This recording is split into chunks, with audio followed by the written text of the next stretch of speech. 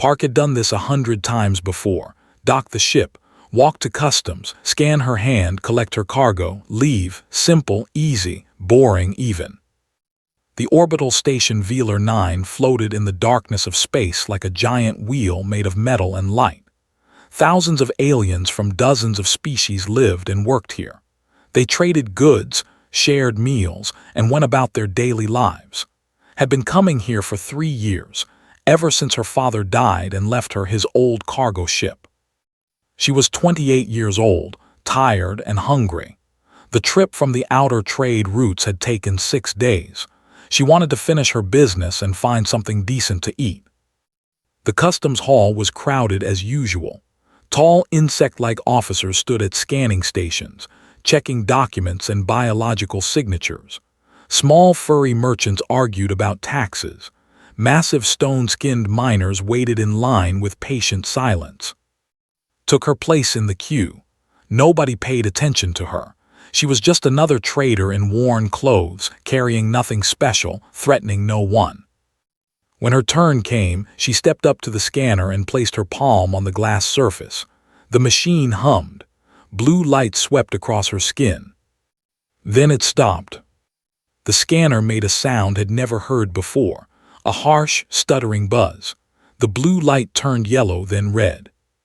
"Please wait," said the officer behind the station. His mandibles clicked together nervously. "There seems to be an error." Frowned. "An error? My documents are all valid. I was just here 2 months ago." "Please wait," the officer repeated. The scanner kept cycling. Could see strange symbols flashing across its screen. The machine was searching through some kind of database, trying to match her biological signature to something in its records. Other travelers in the hall began to notice. They stepped back from, forming an empty circle around her. She felt their eyes on her back. "What's going on?" she asked. The officer did not answer. He was speaking rapidly into a communicator, his voice too quiet for to hear. More officers arrived. Then more. Within minutes, a dozen armed surrounded her.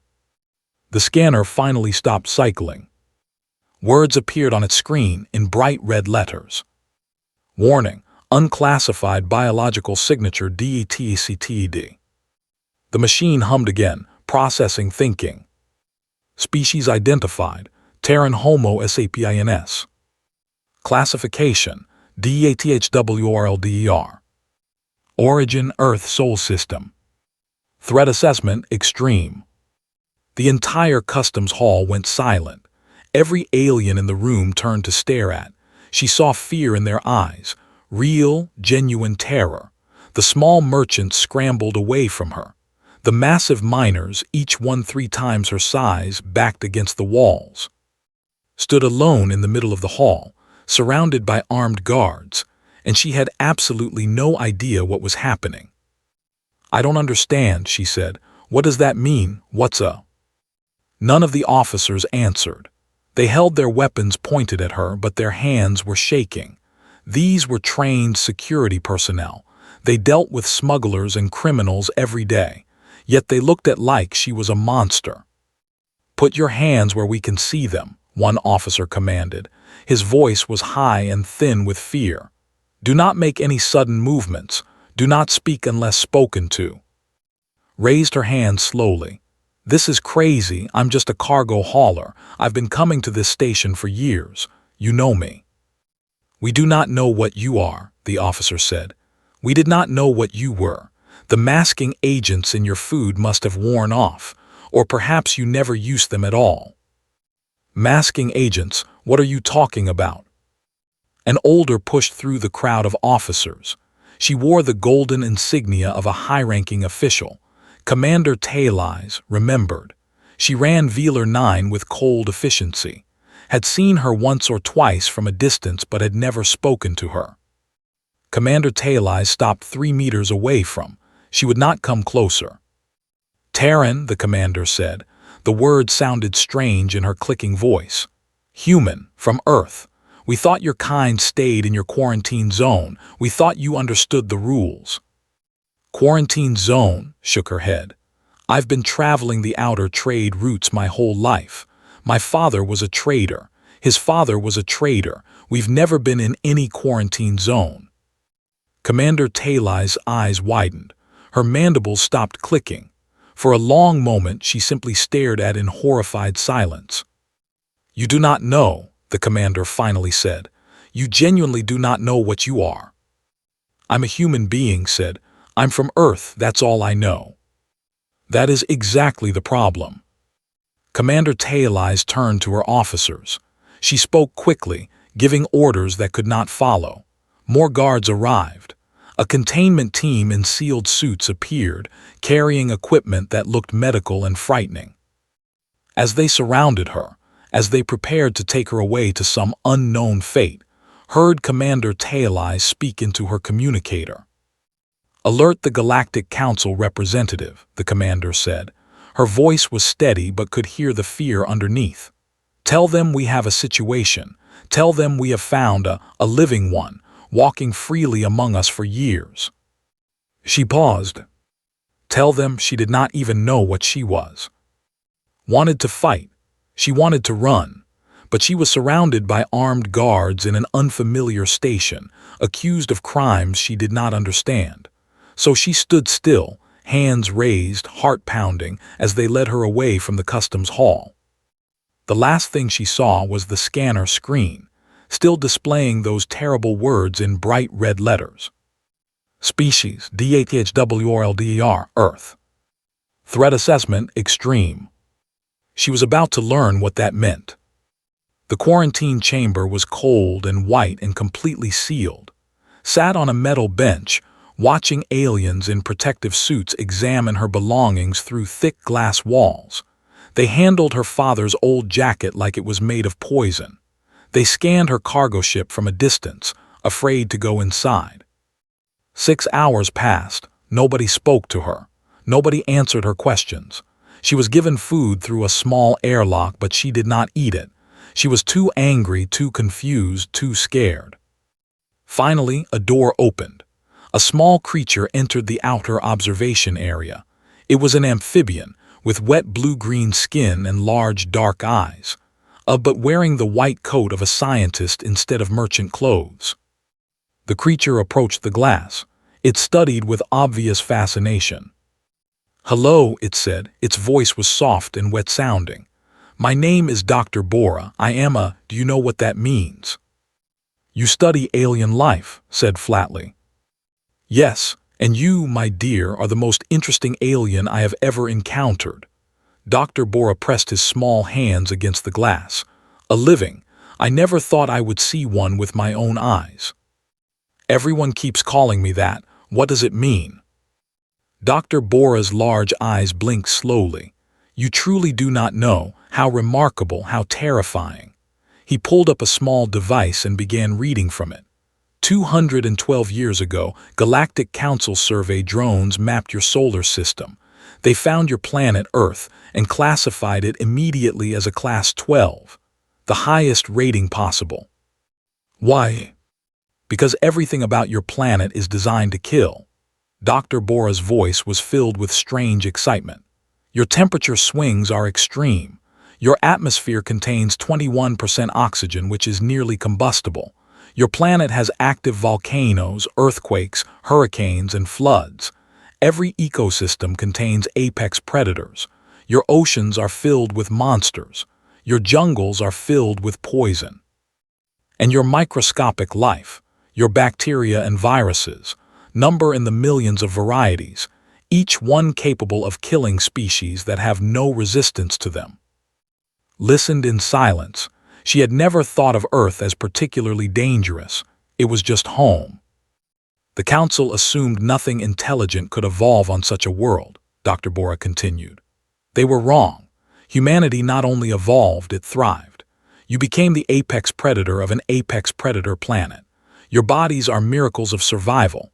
You can heal from wounds that would kill any other species. You can survive temperature ranges that would freeze or boil most races. You consume chemicals that are lethal poisons to us, caffeine, alcohol, capsaicin, and you call them treats." "That's just normal," said quietly. "To you, yes. To us, it is the stuff of nightmares." Dr. Bora put away his device. When humanity developed space travel, the Council was faced with a terrible choice. Your species could not be destroyed. You were already too numerous, too spread across your system. But you could not be allowed to mix freely with galactic civilization either. Your very presence is a biological hazard.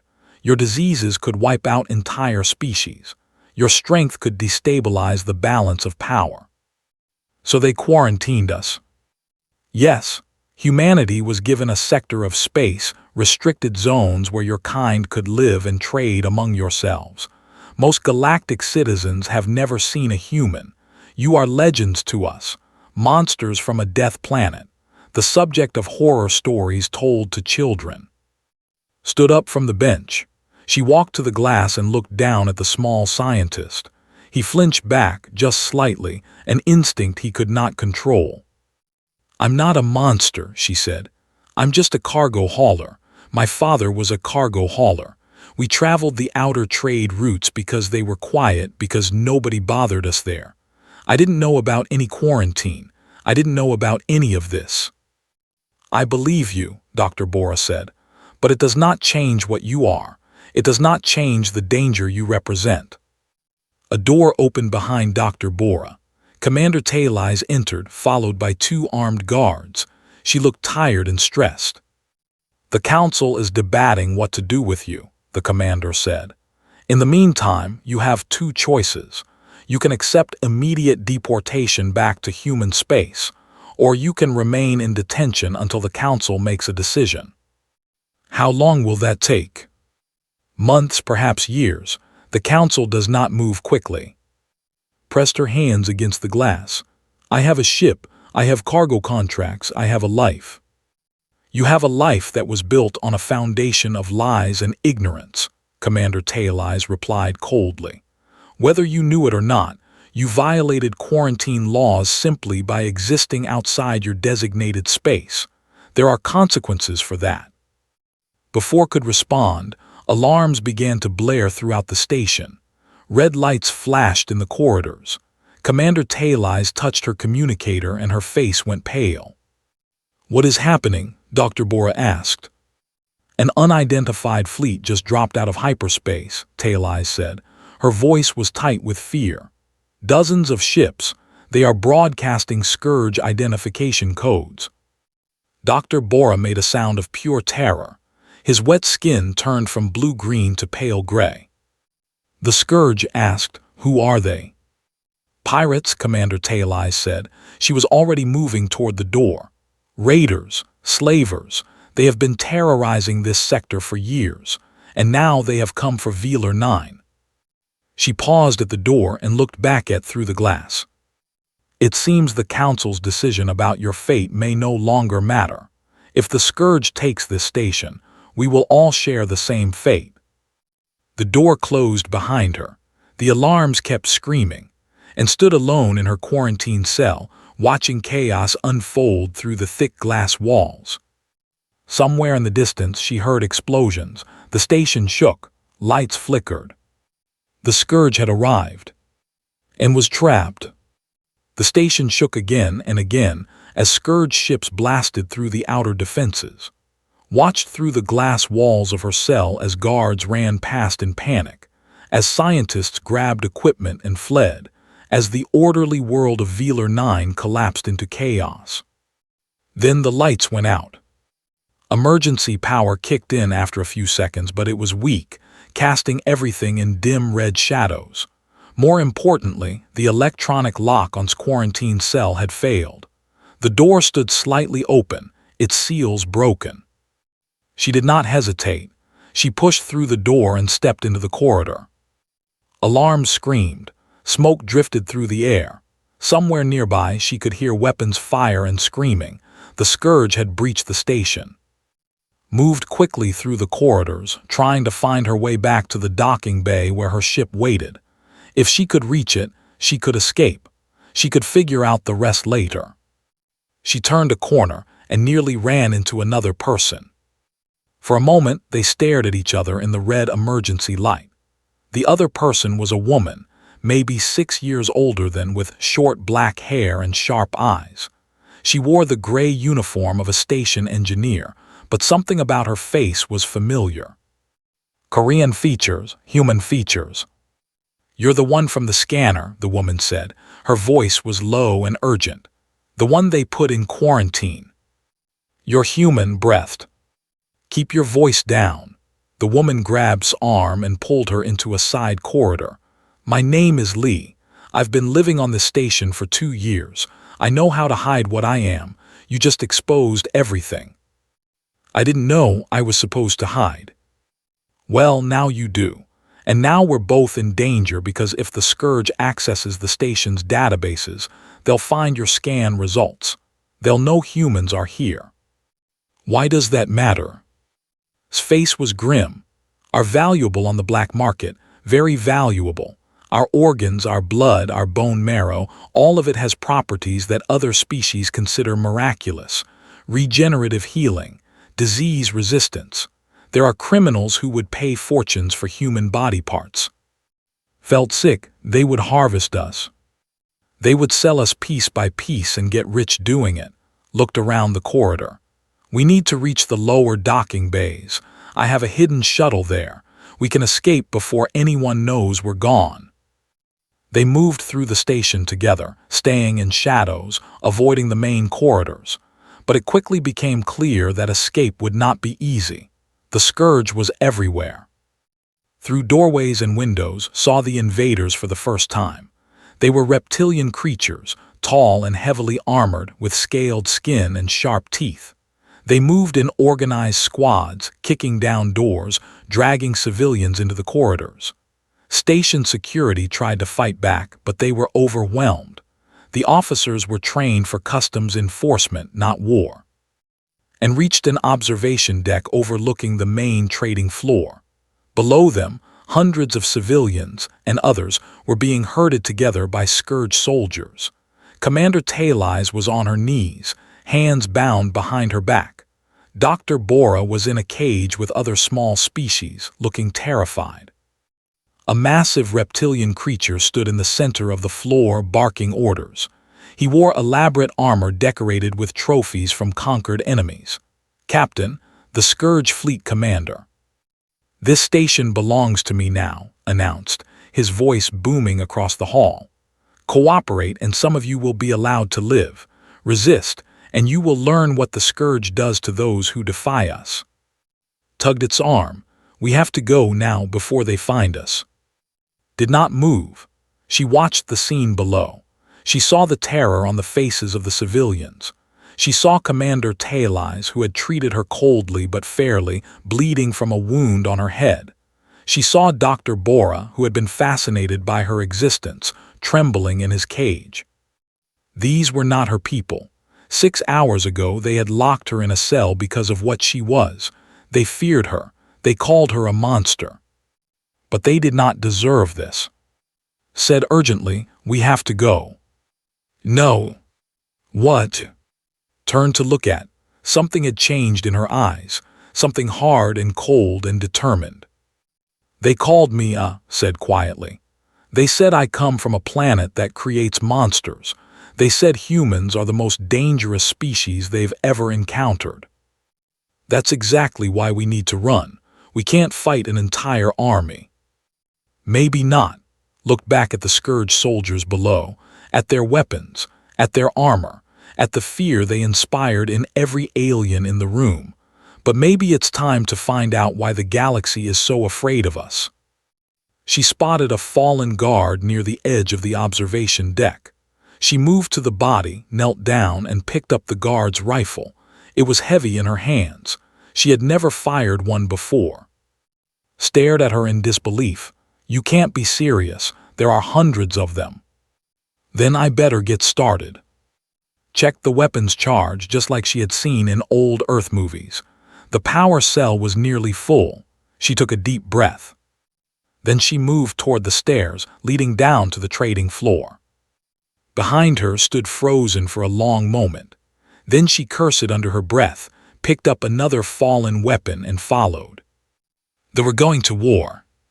The first Scourge soldier never saw coming. She moved through the shadows of the maintenance corridors, silent and patient, and when she emerged behind him, she struck before he could turn around. The alien went down hard, unconscious, and took his ammunition belt before moving on. Followed close behind, still shocked by what was happening. "Where did you learn to do that?" "I grew up on cargo ships in dangerous space," replied quietly.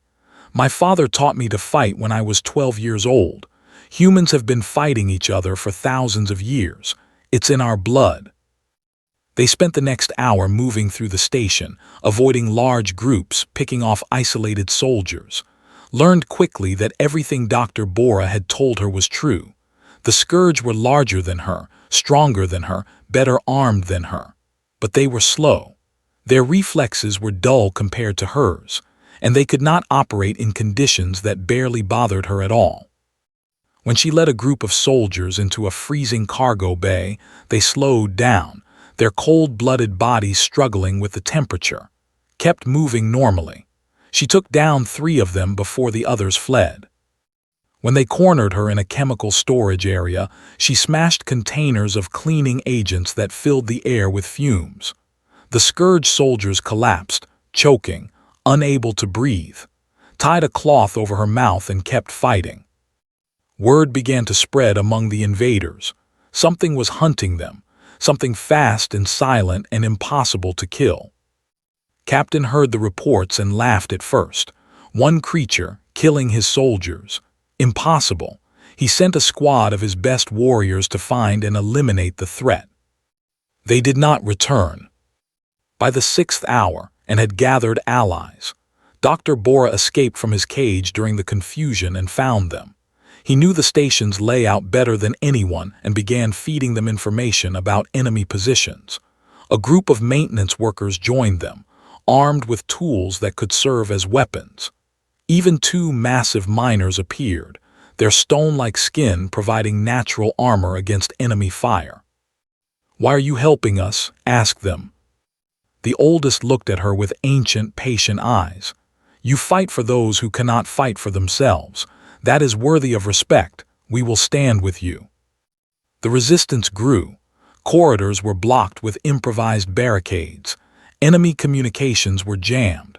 Supplies were stolen from Scourge storage areas. What had been a quick conquest was becoming a bloody occupation. Captain was furious. He gathered his officers and demanded answers. How was this happening? They had taken dozens of stations. They had conquered species far more advanced than the ones here. Yet now his soldiers were afraid to patrol the corridors alone. They spoke of a demon, a creature that could not be stopped, that appeared from nowhere and disappeared just as quickly. One of his officers finally brought him the answer. They had found a terminal with the scanner records from before the attack. They had found the warning about the human, read slowly, from Earth, classification, extreme threat. He looked up at his officers. "One human is doing all of this." "2, Captain. Our reports suggest there are 2 of them." Was quiet for a long moment. Then he smiled, showing rows of sharp teeth. "Are valuable," he said. "Very valuable. Change our strategy. I want them alive." But capturing proved even harder than killing her. She walked into traps and walked out again, leaving broken soldiers behind. She was shot twice and kept fighting. She went without sleep for 30 hours straight, running on nothing but determination and rage. The Scourge had never encountered anything like her. On the 12th hour, made her move on the command center.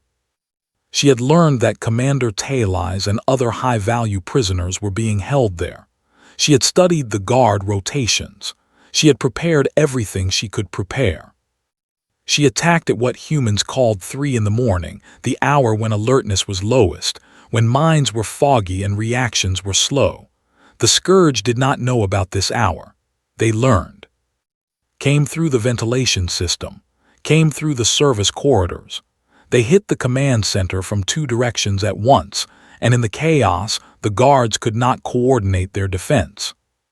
Captain was there. He saw emerge from the shadows, covered in dust and blood, and for the first time he understood why the galaxy feared. She did not look tired. She did not look scared. She looked like something that had been fighting and hunting and surviving since the dawn of time.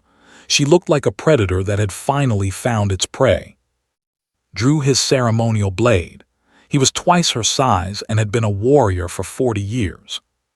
The fight lasted less than 3 minutes. When it was over, lay dead on the floor and stood over his body, breathing hard, bleeding from half a dozen wounds that should have stopped her but did not. Commander Taileye stared at her from across the room, eyes wide with something that was not quite fear and not quite respect. "What are you?" the commander whispered. Turned to look at her. "I'm human," she said simply. "I'm from Earth, and you are all under my protection now." She walked to the communication console and opened a channel to the remaining Scourge ships. "This is Park," she said, her voice carrying across all frequencies. "Your captain is dead. Your soldiers are dead or captured. Leave this station now and I will let you go. Stay and I will hunt every last one of you down." She paused, letting her words sink in. "Tell everyone what happened here. Tell them Earth remembers how to fight." Within 2 hours, the surviving Scourge ships fled into hyperspace. The siege was over. 3 days after the siege, Velar 9 was slowly returning to normal. Damaged sections were being repaired. Wounded civilians were being treated. The dead were being mourned. And the galaxy was asking questions. How had a single orbital station survived an attack by the most feared pirate fleet in the sector? How had the legendary captain been killed? Who was the mysterious figure that the survivors spoke of with awe and fear? The answer was currently sitting in a medical bay, having her wounds treated while she argued with doctors who wanted her to rest. "I'm fine," insisted for the 10th time. "Humans heal fast. I need to check on my ship." "Your ship is fine," said, leaning against the doorway with her arms crossed. "I already looked at it. You need to stay here and let the doctors study how your body repairs itself. They've never seen anything like it." 3 physicians stood at a safe distance, taking notes and whispering to each other. They had watched wounds close faster than any species they had ever studied. They were terrified and fascinated in equal measure. A chime sounded at the door. Commander Taileye entered, accompanied by Dr. Bora. The commander looked different than before. The coldness was gone from her eyes. In its place was something like respect, hard-earned and genuine. "The Galactic Council has called an emergency session," Taileye said. "They want to discuss what happened here. They want to discuss you." "Am I still going to be deported?" asked, "or detained?" "That depends on what the Council decides." Taileye paused. "I will be speaking on your behalf. I will tell them what you did, what you sacrificed." "I didn't sacrifice anything. I just did what needed to be done." "You fought for people who had locked you in a cell. You bled for species who called you a monster. You could have escaped at any time, but you stayed." Taileye's mandibles clicked softly. "That is sacrifice, whether you see it that way or not." The council session took place via holographic communication. Representatives from 100 species appeared as shimmering images in the station's central chamber, watched from a side room, listening as her fate was debated by beings who had never met her. Some demanded stricter quarantine measures. Humans were clearly more dangerous than anyone had realized. They should be contained, controlled, isolated from the rest of civilization. Others argued the opposite. If humans were so dangerous, would it not be better to have them as allies rather than enemies? The Scourge had terrorized the sector for decades. One human had ended their threat in a single night. Dr. Bora presented his research. He showed biological data, medical scans, combat footage from station security cameras. He explained that humans were not just dangerous but also capable of great compassion, great loyalty, great love. They protected those they cared about. They fought for those who could not fight for themselves.